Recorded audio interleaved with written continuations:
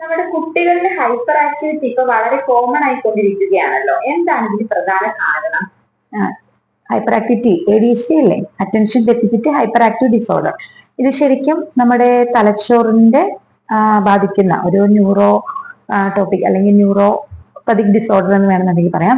നമ്മുടെ തലച്ചോറിന്റെ ശരിയായിട്ടുള്ള പ്രവർത്തനത്തിന് പലതരത്തിലുള്ള കെമിക്കൽസിന്റെ ആവശ്യമുണ്ട്. ഇത്തരം കെമിക്കൽസിന്റെ ഏറ്റക്കുറച്ചിലുകൾ മൂലമാണ് പലപ്പോഴും കുട്ടികളിൽ ADHD ഉണ്ടാകുന്നത്.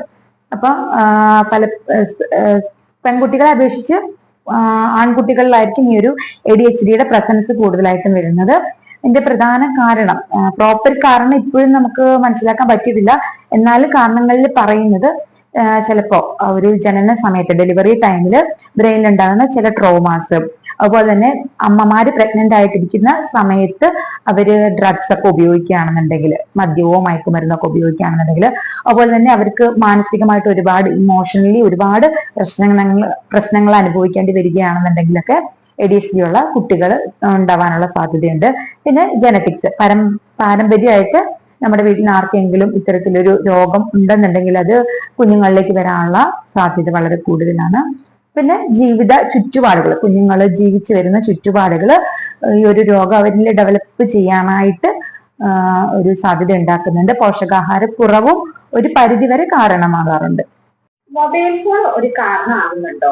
ഇന്നത്തെ കാലത്ത് മൊബൈൽ ഫോൺ, ടച്ച് ഫോണുകളൊക്കെ ഒരു പരിധിവരെ കാരണമാകുന്നുണ്ട്. കാരണം അതിനകത്ത് ഇപ്പൊ കൂടുതലും റീൽസ് ആണ് ഉള്ളത് അല്ലെ. എല്ലാവരും കൂടുതലായിട്ട് ശ്രദ്ധിക്കുന്നത് ചെറിയ 2-3 മിനിറ്റ് അല്ലെങ്കിൽ സെക്കൻഡുകൾ നീണ്ടു നിൽക്കുന്ന റീലുകളാണ് ഏറ്റവും കൂടുതലായിട്ട് സോഷ്യൽ മീഡിയയിൽ ഇപ്പൊ കാണുന്നത്.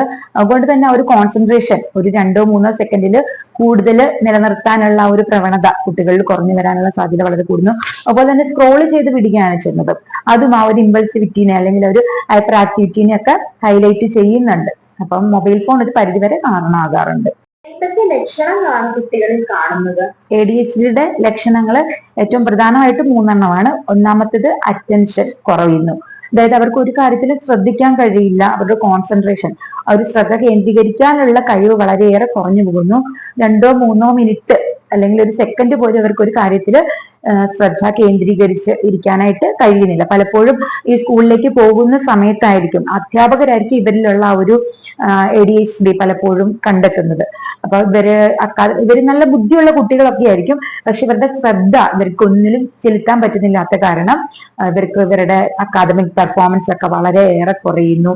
അതുപോലെ തന്നെ എപ്പോഴും മിസ്റ്റേക്കുകൾ ഉണ്ടാക്കും. ഇവർ പറയുന്ന കാര്യത്തിൽ അല്ലെങ്കിൽ ഇവർ വായിക്കുന്ന കാര്യത്തിൽ, അവർ എഴുതുന്ന കാര്യത്തിലൊക്കെ മിസ്റ്റേക്കുകൾ ഉണ്ടാക്കുന്നത്. അതൊക്കെ ഈ ശ്രദ്ധക്കുറവിന്റെ കൊണ്ടായിരിക്കും, അല്ലാതെ ബുദ്ധിയുടെ ഒരു കുറവ് കൊണ്ടായിരിക്കില്ല. അതുപോലെ തന്നെ നമ്മൾ അവരുടെ കാര്യങ്ങൾ, ഈ ഒരു ശ്രദ്ധ ഇല്ലാത്തത് കൊണ്ട് തന്നെ അവരുടെ എല്ലാ കാര്യങ്ങളും ഇവർ മറന്നു പോകുന്നു. രാവിലെ എഴുന്നേറ്റ് ചെയ്യേണ്ട കാര്യങ്ങൾ മറക്കുന്നു. ചില പുസ്തകങ്ങളൊന്നും ഇല്ലാതെ സ്കൂളിലേക്ക് പോകുന്നു. ടൈം ടേബിൾ ഒക്കെ അവർ മറന്നു പോകുന്നു, കറക്റ്റായിട്ട് കൊണ്ടുപോകാൻ മറന്നു പോകുന്നു. അതുപോലെ തന്നെ രാവിലെ നമ്മൾ കൊടുത്തു വിടുന്ന ആ പെൻസിൽ അല്ലെങ്കിൽ ഇറേസർ, ബുക്സ് പോലെയുള്ള സാധനങ്ങളൊക്കെ അവർ മറന്നിട്ടിട്ട് വരുന്നു. എവിടെയാണ് വെച്ചതെന്നോ ആർക്കാണ് കൊടുത്തതെന്നോ ഒന്നും അവർക്ക് ചിലപ്പോൾ ഓർമ്മ കാണില്ല. ഇങ്ങനെയൊക്കെയുള്ള ഒരു മറവി ചിലപ്പോൾ ഇത്തരം കുട്ടികളിൽ വരാറുണ്ട്.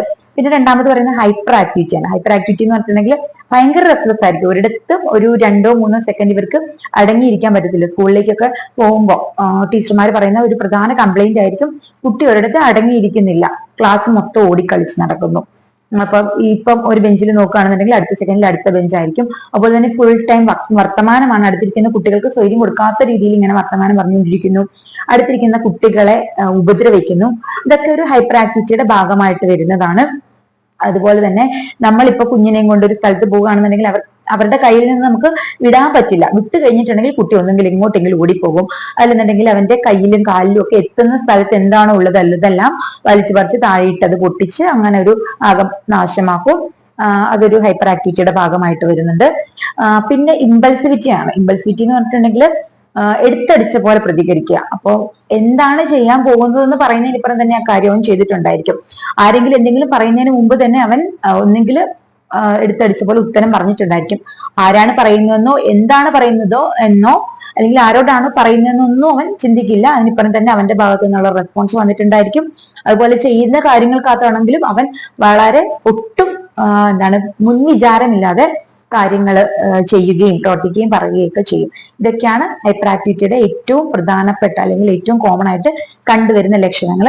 ഇതെല്ലാം സാധാരണ എല്ലാ കുട്ടികളിലും വികൃതിയും കുസൃതിയും ഒക്കെ ഉണ്ട്. അപ്പം അങ്ങനെ സാധാരണ കുഞ്ഞുങ്ങളിൽ കാണുന്നില്ലാത്ത രീതിയിൽ ഇത്തരം പ്രശ്നങ്ങൾ ഒരുപാട് കൂടുതലായിട്ട് നിരീക്ഷിക്കപ്പെടേണ്ടതായിട്ട് കാണുന്നുണ്ടെങ്കിൽ തീർച്ചയായിട്ടും അത് ADHDയുടെ ഭാഗമായിരിക്കും. ഒരിക്കലും നമ്മുടെ സിനിമാ നടൻ ഫഹദ് ഫാസില് ഈ രോഗത്തെ പറ്റി പറഞ്ഞിരുന്നുവല്ലോ. ശരിക്കും മുതിർന്നവരെയും ADHD ബാധിക്കുമോ? ADHD അത് മുതിർന്നവരെ ബാധിക്കുന്നതല്ല.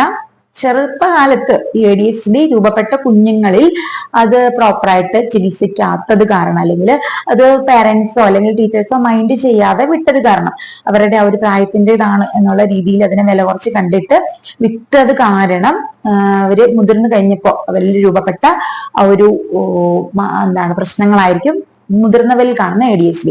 അതായത് ഈ ചെറുപ്പകാലത്ത് അവര് ADHD ചെറുപ്പകാലത്തുള്ള ചെറിയ കുട്ടികൾ കാണുന്ന ADHD എന്ന് പറഞ്ഞിട്ടുണ്ടെങ്കിൽ അവരിൽ ഏറ്റവും പ്രൊമനന്റ് ആയിട്ട് ഇത്തരം വികൃതികളും കുസൃതികളും ഒക്കെ കൂടുതലായിട്ട് കാണിക്കുക എന്നുള്ളതായിരിക്കും. പക്ഷെ ഒരു പ്രായം കഴിയുമ്പോഴത്തേക്കിനും കുട്ടികൾ ഈ ഒരു വികൃതി കാണിക്കുന്നതും കുസൃതി കാണിക്കുന്നതും ഒക്കെ നിർത്തും. പക്ഷെ മറ്റ് സിംറ്റംസ് ഒക്കെ ഇവരിൽ കൂടുതലായിട്ടും പ്രോമിനന്റ് ആവാൻ സാധ്യതയുണ്ട്.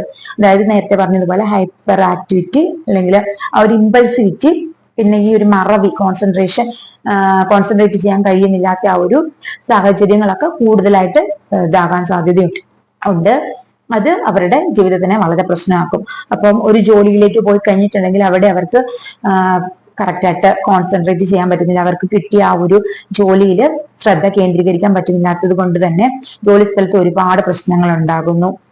അതുപോലെ തന്നെ ഈ ഒരു ഇമ്പൾസിവിറ്റി ഉള്ളത് കൊണ്ട് അവർക്ക് കിട്ടുന്ന കാര്യങ്ങള് അങ്ങോട്ടും ഇങ്ങോട്ടും ചിന്തിക്കാതെ വളരെ പെട്ടെന്ന് അതിനൊരു പ്രതികരണം കൊടുത്ത് ചിലപ്പോൾ അതിനകത്ത് പ്രശ്നങ്ങൾ, ഒരുപാട് വലിയ പ്രശ്നങ്ങൾ ഉണ്ടാക്കുന്നു. പിന്നെ ആരെങ്കിലും അവർ നിയന്ത്രിക്കാൻ വരുവാണെന്നുണ്ടെങ്കിൽ അവർ പ്രത്യേകിച്ച് ബോസ് ഒക്കെ പറയുന്ന കാര്യങ്ങൾ അവർക്ക് ഉൾക്കൊള്ളാൻ പറ്റാതെ വരുന്നു. അങ്ങനെ അവരുടെ ജോലി സ്ഥലത്ത് ഒരുപാട് പ്രോബ്ലംസ് ഫേസ് ചെയ്യാൻ പറ്റാതെ ജോലിയിൽ നിന്ന് തന്നെ പെട്ടെന്ന് മാറിക്കളിക്കേണ്ടതായിട്ടും അല്ലെങ്കിൽ ജോലിയിൽ നിന്ന് തന്നെ വിരമിക്കേണ്ടതായിട്ടും ഒക്കെ വരുന്ന ഒരു സാഹചര്യം ഇത്തരം ADHD മുതിർന്നവരിലേക്ക് വരുമ്പോൾ കാണാറുണ്ട്. പിന്നെ മുതിർന്നവരിൽ ADHD ഉള്ളവരിൽ, ഈ ഒരു കുഞ്ഞുങ്ങളിൽ ADHD ഉള്ളവർ മുതിർന്നു കഴിയുമ്പോൾ അവര് MDMA പോലെയുള്ള അല്ലെങ്കിൽ മദ്യം പോലെയുള്ള ലഹരി വസ്തുക്കൾക്ക് അടിമപ്പെടുന്നതും വളരെ കോമൺ ആയിട്ട് കാണുന്ന ഒരു കാര്യമാണ്. ട്രീറ്റ്മെന്റും മാനേജ്മെന്റും എങ്ങനെയാണ്? ഹോമിയോപ്പതി മെഡിസിൻസ് ഇതിന് അവൈലബിൾ ആണോ? ഹോമിയോപ്പതിയിൽ നമുക്ക് ഈ ഒരു ADHD പോലെയുള്ള കംപ്ലൈൻസിനൊക്കെ വളരെ എഫക്റ്റീവ് ആയിട്ട് ട്രീറ്റ് ചെയ്ത് പൂർണ്ണമായിട്ട് മാറ്റാൻ പറ്റുന്ന തരത്തിലുള്ള മരുന്നുകളുണ്ട്. പക്ഷെ അതിന്റെ ആ ഒരു ഡിഗ്രി അനുസരിച്ചിരിക്കും. അപ്പം അതിന്റെ ആ ഒരു എത്രമാത്രം പ്രോബ്ലംസ് അല്ലെങ്കിൽ എത്രമാത്രം ഈ ഒരു കണ്ടീഷൻ കുഞ്ഞുങ്ങളിലായാലും മുതിർന്നവരിലായാലും രൂപപ്പെട്ട് കഴിഞ്ഞു എന്നുള്ളത് ആശ്രയിച്ചിരിക്കും. നമ്മുടെ ഒരു മെഡിസിൻ വേണമോ അല്ലാതെ ഒരു വെറുതെ ഒരു സൈക്കോതെറാപ്പി കൊണ്ട് മാറുമോ എന്നുള്ളത് മനസ്സിലാക്കാൻ വേണ്ടിയിട്ട്. അതുപോലെ തന്നെ നമ്മൾ മെഡിസിൻസ് കൊടുക്കുമ്പോൾ ഒരു കുഞ്ഞിന്റെ എല്ലാ കാര്യങ്ങളും ഒരു പ്രോപ്പർ ആയിട്ടുള്ള കേസ് ടേക്കിംഗ് ആവശ്യമായിട്ട് വരുന്നു. അവൻ ഏത് രീതിയിലാണ് പ്രതികരിക്കുന്നത്, അല്ലെങ്കിൽ അവന്റെ ആ ഒരു ആക്ടിവിറ്റീസ് എന്തെല്ലാം എന്നുള്ളത് കറക്റ്റ് ആയിട്ട് മനസ്സിലാക്കിയതിന് ശേഷമാണ് ഒരു റെമഡി നമ്മൾ സെലക്ട് ചെയ്യുന്നത്. അതിന്റെ കൂട്ടത്തിൽ അവന്റെ ഒപ്പം നിൽക്കുന്നവർക്ക്, അവനെ സപ്പോർട്ട് ചെയ്യുന്ന അവരുടെ പേരൻസ് ആയാലും അല്ലെങ്കിൽ ടീച്ചേഴ്സ് ആയാലും മറ്റ് പ്രിയപ്പെട്ടവരോടെല്ലാം നമുക്ക് കറക്റ്റ് ആയിട്ട് ഈ ഒരു രോഗത്തിന്റെ അവസ്ഥയെ പറ്റി പറഞ്ഞ് മനസ്സിലാക്കേണ്ടതായിട്ടുണ്ട്. അവയർനെസ് കൊടുക്കേണ്ടത്, പ്രോപ്പർ ആയിട്ടുള്ള ഒരു അവയർനെസ് കൊടുക്കേണ്ടതായിട്ടുണ്ട്. അത് മാത്രമല്ല ഈ കുഞ്ഞിന് നല്ല രീതിയിൽ സപ്പോർട്ട് കിട്ടണം. അപ്പൊ സപ്പോർട്ട് കിട്ടുക എന്ന് പറഞ്ഞിട്ടുണ്ടെങ്കിൽ അവരോടുള്ള ഇടപഴകൽ ഒരിക്കലും ഒരു രൂക്ഷ അവസ്ഥയിലേക്ക് ആയി പോകരുത്. വളരെ ഫ്രണ്ട്ലി ആയിട്ട് അവരോട് ഇടപഴകുക. അത് മാത്രമല്ല അവര് ചെറിയ ചെറിയ ടാസ്കുകൾ കൊടുക്കുക, വളരെ ചെറിയ ടാസ്കുകൾ കൊടുക്കുക. എന്നിട്ട് അത് അവർ ചെയ്തു തീർക്കുമ്പോൾ അവരെ അനുമോദിക്കാനായിട്ട് അല്ലെങ്കിൽ അപ്രിസിയേഷൻ കൊടുക്കാൻ വേണ്ടിയിട്ടുള്ള നമ്മൾ ഒട്ടും മടി കാണിക്കരുത്. അതുപോലെ തന്നെ അവൻ എന്തെങ്കിലും മിസ്റ്റേക്കുകൾ ഉണ്ടാക്കുന്നുണ്ടെന്നുണ്ടെങ്കിൽ ആ മിസ്റ്റേക്കുകൾ ആദ്യം ചൂണ്ടിക്കാണിക്കാതെ അവൻ അതിനകത്ത് എന്തൊക്കെയാണ് പോസിറ്റീവ് ചെയ്തത് എന്നുള്ളത് പറഞ്ഞതിന് ശേഷം ഇത് ഇങ്ങനെയൊക്കെ ഈ ഒരു രീതിയിൽ മാറ്റാൻ ചെയ്യുകയാണെന്നുണ്ടെങ്കിൽ നിനക്ക് ഇതിനെ ഒരു കുറച്ചുകൂടി നന്നായിട്ട് ആക്കാൻ പറ്റും എന്നുള്ളത് അവനെ പറഞ്ഞ് മനസ്സിലാക്കാം. അങ്ങനെ ഒരു ഫ്രണ്ട്ലി ആയിട്ടുള്ള ഒരു അപ്രോച്ച് നടത്തുന്നതോടുകൂടി കുട്ടിയിൽ നമുക്ക് ഒരുപാട് അവന്റെ സ്വഭാവത്തിൽ ഒരുപാട് വ്യത്യാസം വരുത്താൻ കഴിയും. അതുപോലെ തന്നെ കുഞ്ഞിന് കുറച്ച് ന്യൂട്രിയന്റ് റിച്ച് ആയിട്ടുള്ള നമ്മുടെ ബ്രെയിനിന്റെ പ്രോപ്പർ ആയിട്ടുള്ള ഡെവലപ്മെന്റ്സിന് ഒരുപാട് സഹായിക്കുന്ന ഒരുപാട് തരത്തിലുള്ള സപ്ലിമെന്റ്സ് ഉണ്ട്. വൈറ്റമിൻ ഡി പോലെയുള്ള അല്ലെങ്കിൽ ഒമേഗ 3 ഫാറ്റി ആസിഡ് പോലെയുള്ള ഫുഡ് സപ്ലിമെന്റ്സ് ഒക്കെ കുഞ്ഞിന്റെ ഒരു മാനസിക വളർച്ചയെ കൂടുതലായിട്ടും സഹായിക്കും. അപ്പം ഭക്ഷണത്തിൽ കൂടുതലായിട്ട് ചെറിയ മീനുകൾ ഉൾപ്പെടുത്തുക, അല്ലെങ്കിൽ ഡ്രൈ ഫ്രൂട്ട്സ് കൂടുതലായിട്ട് ഉൾപ്പെടുത്തുക ഒക്കെ ചെയ്യുക. അതുപോലെ തന്നെ മെഡിറ്റേഷൻസ്, യോഗ, എക്സസൈസ് ഒക്കെ ശരീരത്തിൽ കുറച്ചും കൂടെ നല്ല രീതിയിൽ, അല്ലെങ്കിൽ അവന്റെ മാനസിക തലത്തെ കുറച്ചും കൂടെ ഉയർത്തുന്ന രീതിയിലുള്ള ഹോർമോൺസ് അല്ലെങ്കിൽ കെമിക്കൽസ് ഒക്കെ ജനറേറ്റ് ചെയ്യാനായിട്ട് ഒരുപാട് സഹായിക്കുന്നുണ്ട്. അതുകൊണ്ട് അവരോട് കൂടെ ചേർന്ന്, അല്ലെങ്കിൽ നമ്മളോട് കൂടെ ചേർന്ന് കൂടുതൽ എക്സസൈസ് അല്ലെങ്കിൽ മെഡിറ്റേഷൻസ്, യോഗ ഒക്കെ ചെയ്യുന്നത് അവന്റെ ഒരു ശീലമാക്കുക. ഇങ്ങനെയൊക്കെ ചെയ്യുകയാണെന്നുണ്ടെങ്കിൽ തീർച്ചയായിട്ടും ADHD പോലെയുള്ള മാനസിക പ്രശ്നങ്ങൾ പൂർണ്ണമായിട്ടും നമുക്ക് ഒഴിവാക്കാം.